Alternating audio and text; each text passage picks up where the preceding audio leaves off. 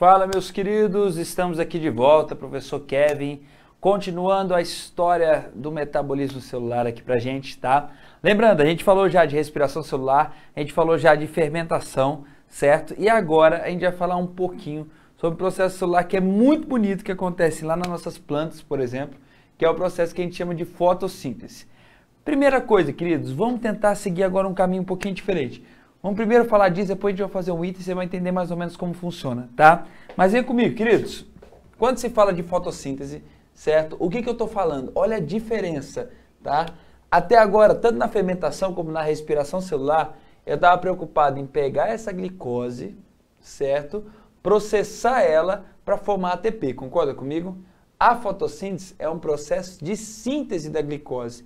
Lembrando que as plantas elas são indivíduos autotróficos, ou seja, elas são capazes de produzir o seu próprio alimento. E como que ela produz? Através desse processo maravilhoso chamado fotossíntese. Jovens, não caiam no erro, que é um pega já antigo, tá? Queridos, a planta ela faz fotossíntese, mas ela também vai fazer o quê?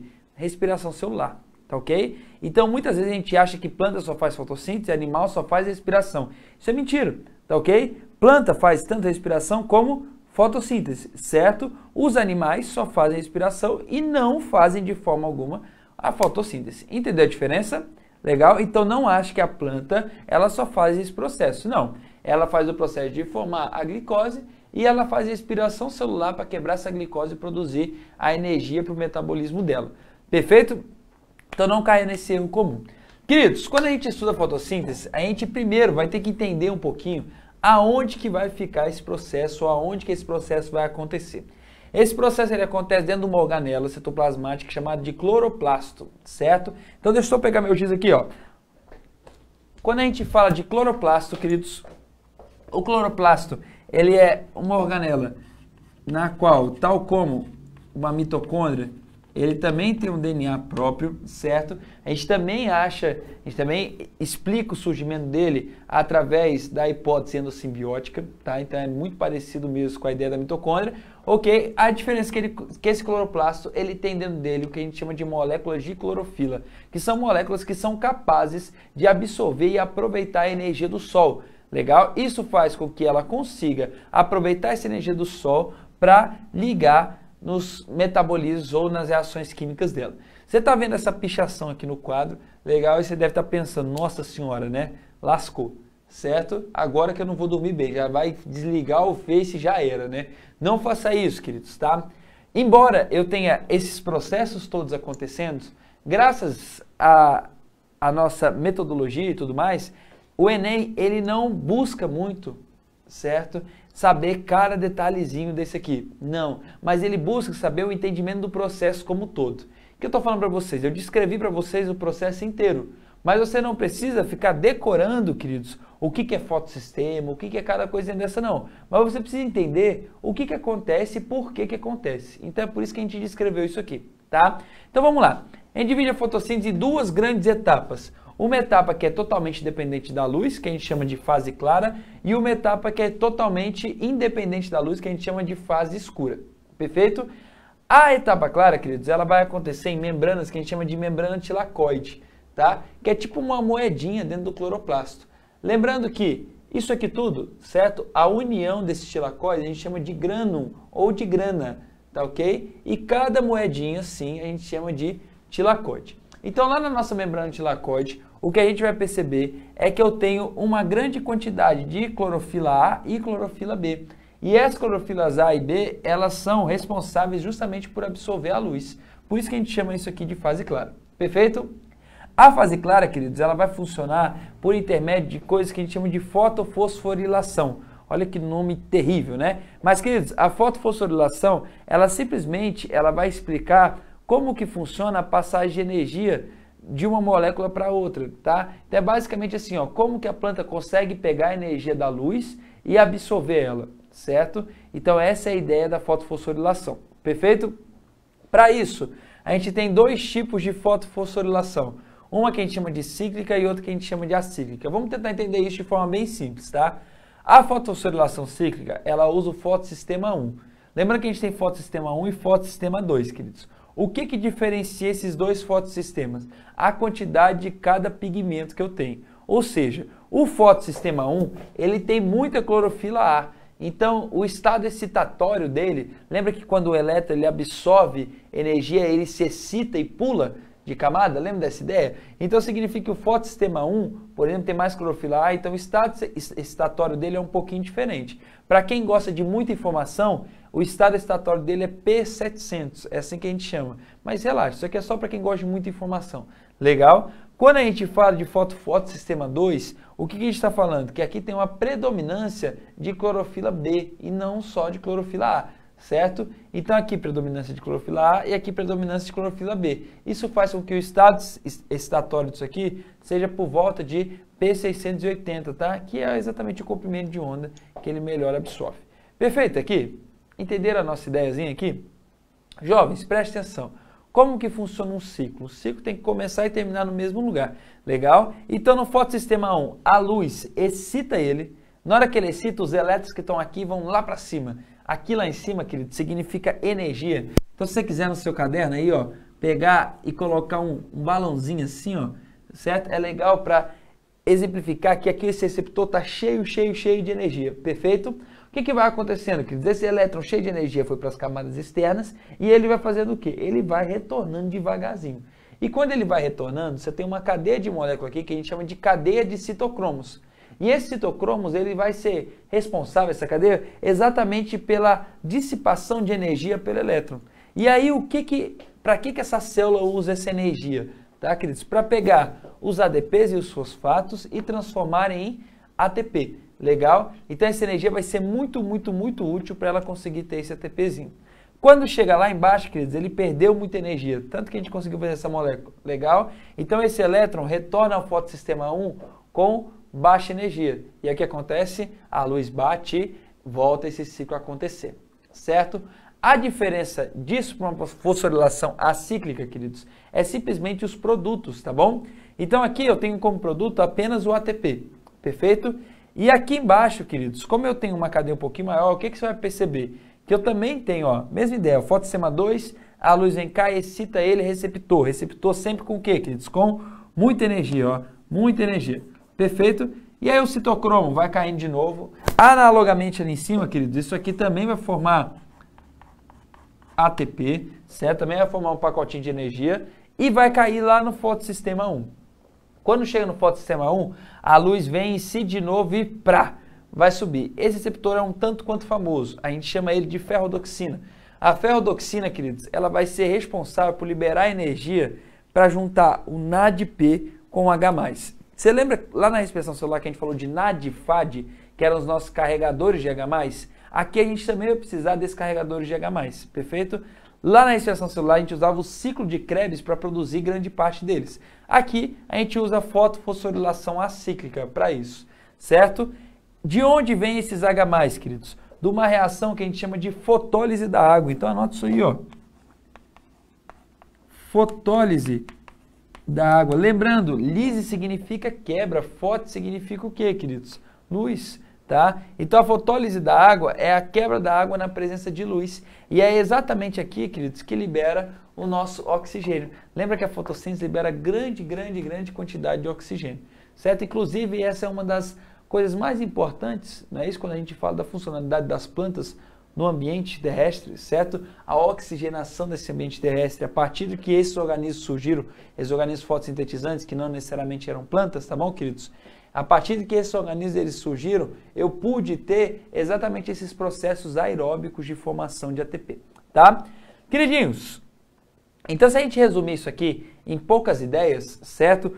Você vai perceber que, e aí faz seu balãozinho aqui, ó, para você não desesperar, ó, faz seu balãozinho aqui.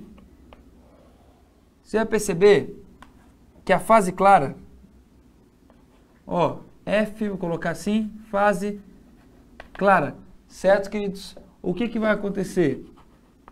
Ela vai produzir para a gente os nossos produtos.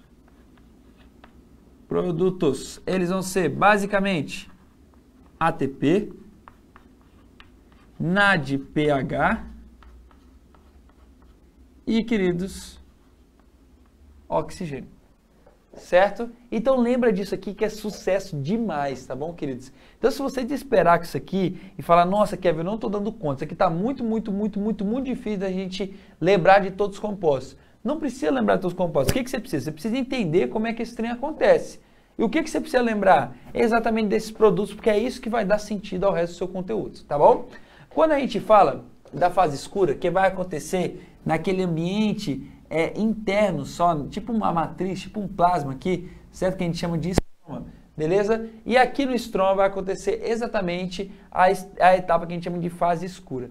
A fase escura, queridos, é a etapa onde há a produção de glicose. Então preste atenção, a gente entendeu aonde tem a produção de oxigênio, que é exatamente na fase clara. Agora a gente vai entender aonde tem a produção de glicose, que é exatamente o que a planta ela utiliza mais, ou ela absorve mais, ou é a parte que ela está se interessando agora. Lembrando que a planta não necessariamente pega o oxigênio que é produzido na fotossíntese e usa na respiração celular dela. Não, esse oxigênio ele vai para a atmosfera e ela pega da atmosfera esse oxigênio. Entendeu a diferença? Então, não vai por nenhum ducto, nem nada disso, não existe, tá ok? Esse oxigênio ele vai ser liberado ali, certo? Queridos, o que vai rolar? Essa fase escura é a fase em que a planta utiliza o CO2. Então, de novo aqui, ó, gente. Na etapa clara, a gente usou quem? A água, certo? Aqui a gente vai usar o CO2, perfeito? Jovenzinhos, existe um negócio muito feio, tá? Chama ribulose bifosfato, certinho? Que é uma molécula que tem 5 carbonos e tem 2 molequinhas de fosfato na lateral, perfeito? Essa molécula de 5 carbonos, ela vai ser grudada com CO2. Quando ela gruda com CO2, você concorda aqui comigo, ó? Você concorda comigo que eu tenho uma molécula de 5 carbonos e o CO2. Se eu grudar os dois, eu tenho uma molécula de 6 carbonos, perfeito? E essa molécula, ela começa a ficar extremamente instável, ou seja, ela não consegue ficar junta, certo? E aí o que vai acontecer? Essa molécula de 6 carbonos e um fosfato em cada ponta, ela vai fazer o quê? Quer dizer, ela vai partir em duas de 3 carbonos, certo? E cada uma das de 3 carbonos vai ter um fosfato, que é exatamente essa molécula que a gente chama de pigal, ok? Por isso que aqui aparece um 12, tá bom, queridos? Porque aqui, ó, 6 mais 6 deles vão formar 6 compostos de 6 carbonos, concorda comigo? A partir do momento que eu partir no meio isso aqui, ele vai formar 12 compostos de 3 carbonos, que é o pigal, perfeito? E aqui eu preciso de alguma atenção de vocês, ó. Para acontecer isso, para eu conseguir juntar o CO2 com a ribulose bifosfato, necessariamente eu preciso de uma enzima. Essa enzima a gente chama de rubisco. Anota esse nome no seu coração, tá? Rubisco, se você quiser pegar aqui, ó, e anotar aqui, ó, rubisco. Rubisco, queridos, é uma das enzimas mais famosas porque ela tem uma abrangência gigante no mundo, certo? É uma das enzimas mais abrangentes que a gente existe, tá ok? E essa enzima, ela tem essa funcionalidade super, hiper importante de conseguir resgatar esse CO2 da atmosfera. Legal? Então lembra quando a gente chama a planta de sequestradora de carbono? Porque ela pega o carbono e faz o quê? E transforma esse carbono em moléculas de glicose, certo? Então esse sequestrador de carbono necessariamente vai ser essa enzima rubisco, vai pegar esse carbono, vai juntar com essa ribulose bifosfato e com isso vai formar esses indivíduos aqui. Legal? Esse pigal, queridos, ele vai ser convertido em várias reações químicas. Legal? Tanto que o nome desse ciclo, a gente pode chamar de ciclo das pentoses, ok daqui? Ou ciclo de Calvin, tanto faz, é a mesma coisa. Legal? E esse ciclo, queridos, o que vai acontecendo? Quando ele vai girando, ele vai precisar de algumas coisas agindo sobre ele. Que coisas são essas, queridos? Adivinha? Se eu falei que existe uma fase clara que tem produto, você já sabe que o oxigênio vai para a atmosfera. Então o ATP e o NAD, queridos, vai ser usado aonde? Vai ser usado exatamente na fase escura, velho, certo? Então, se ele vai ser usado na fase escura, ele vai ser usado nessas conversões aqui. O que a gente vai perceber, queridos? Que a cada 6 desses, eu estou formando uma glicose, certo? Então, todo esse processo de conversão faz com que essas moléculas de 3 carbonos, elas vão se juntando, e quando elas se juntam, queridos, ela forma uma hexose que a gente chama de glicose, que é uma molequinha de 6 carbonos. Então, de novo lá no nosso resumo, a gente pode perceber que a fase escura, ela tem como produto, queridos, exatamente a minha glicose. Então lembra disso, queridos, ó. O CO2, onde que ele é utilizado? Fase escura, certo? A água, aonde que ela é utilizada, queridos? Fase clara, perfeito? A glicose, aonde que ela é produzida? Fase escura, certo? O oxigênio, aonde que ele é produzido? Fase clara. Perfeito, aqui. Em alguns lugares você vai olhar tendo aqui 12 águas e aqui saindo 6 águas. Por que que ele quer dizer isso? Ou o que que ele quer dizer com isso, queridos? Ele quer dizer que todo o oxigênio, legal, proveniente da fotossíntese, ele veio da fotólise da água, certo? E algumas pessoas, eu já falei para vocês gostam às vezes de nome, né? Isso tem gente que gosta demais.